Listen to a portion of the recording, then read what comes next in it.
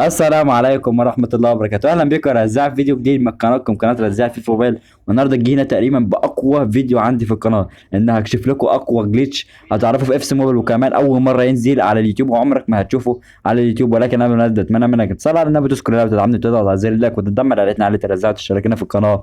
وليتس جو. مبدئيا كده هندخل على المتجر، لأن في من أجل النادي في باكجين مجانين من اللعبة. هو الباكج لمانشستر سيتي، كمان باكج باريس سان جيرمان. طبعا في 5 لعيبه في كل باكج، 92 و90 و89 وكده. يعني طبعا اللعبه دي تستخدمها تحطها في المقايضات وكده. ممكن كمان يطلعوا جليتشات زي ايرلينج هالاند اللي بحس انه ممكن يكون جليتش.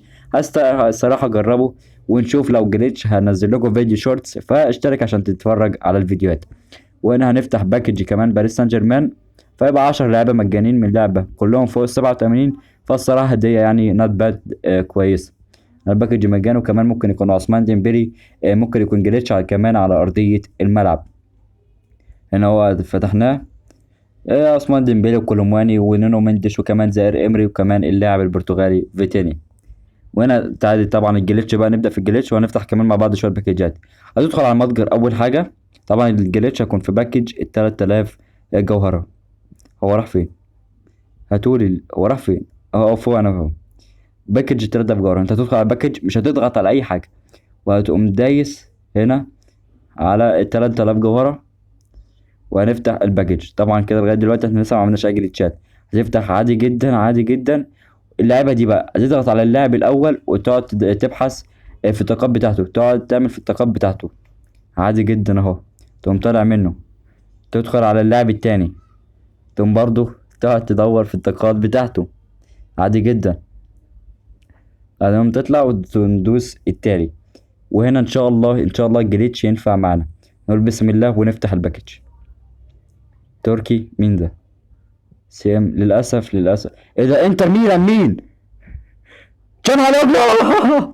الجليتش نفع يا جماعه، الجليتش نفع. 102 رسميا اقوى لاعب سي ام في لعبه اف سي موبايل. حظ انفجر. يعني الجليتش حرفيا نفع، وحاول تجربه. ولكن قبل ما تطلع دوس لايك. وكمان هنفتح دلوقتي مع بعض شويه باكجات تانية. فالصراحه الجليتش نفع، وكل يوم هنجربه واقول لكم عليه في فيديوهات الشورتس كمان. فالحمد لله الحظ حلو جدا. وكمان طلع لي تقريبا اقوى سي ام في لعبه اف سي موبايل. فالصراحة الحظ قوي جدا جدا جدا، وأنصحكم بيه بشدة. طبعا بدون أي منازع هيدخل التشكيلة بتاعتي مكان ريكارد اللي هو أوفر 100. هنا تشان هالوجلو. دلوقتي الأوفر هيقل عشان محتاجين نسخ ماسكرانو عشان نطوره. مش مهم، هبقى أجيب نسخ ماسكرانو وأطوره. بس الصراحة يعني لاعب جامد أوي تشان هالوجلو. وكمان هيفيدني جدا في التشكيلة، لأن ريكارد أوفر 100 بس دلوقتي من اللعبة. يعني أوفر 100 مش أقوى حاجة. هنفتح دلوقتي باكج المقايضة المحدودة، واللي ان شاء الله الحظ يطلع. يعني هنا طبعا مفيش جليتشات، يعني هنا مش بيطلع لك لعيبة ضعيفة. فهنا احنا هنفتح وخلاص بقى. بس بس انا قلت لكم جليتش قبل كده، اللي هو اقوى لاعب يطلع لك حطه في التشكيل قبل ما تفتح الباكج ده. فاللي هو يطلع لك من المقايضة دي. فللاسف الحظ كالعادة في الباكج ده مش احسن حاجة. طلع لنا اللاعب ليمر. وهنا كمان الباكج ده ممكن يطلع لك لاعب 90 مثلا بيتباع، تستفاد ب3 او 4 مليون. يعني حاجة كويسة جدا. باكج بتحط فيه لاعب 70 ويطلع لك فيه 3 لعيبة فوق ال 80. فيعني حاجة حلوة جدا. وهنفتح كمان ده رسميا هيكون آخر باكج معانا في الفيديو. أنا نحط مثلا ده ووين روني وكمان الواد ده. تمام. وهنا نحط أي 3 لعيبة تسعينات معايا تقريبا لعيبة. كمان أنا لسه جايب لعيبة دلوقتي. فيعني الدنيا معايا لعيبة كتير.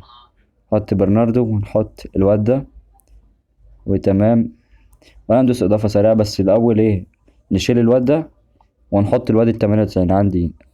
ده كده كده مش هستفاد منه في أي حاجة يعني. تمام. تمام وخلاص كده. نضيف إضافة سريعة وإن شاء الله يعني ختامها إن شاء الله يكون حلوة. بدايتها تكون حلوة، هل ختامها برضه يكون حلو؟ بسم الله. يا رب. يابان يا عم، كرهت اليابان اقسم بالله العلي. الاتنين يابانيين والاتنين نفس اللاعب، ايه الحظ ده طيب؟ فالصراحة الحظ معاندني في اللعبة دلوقتي بس.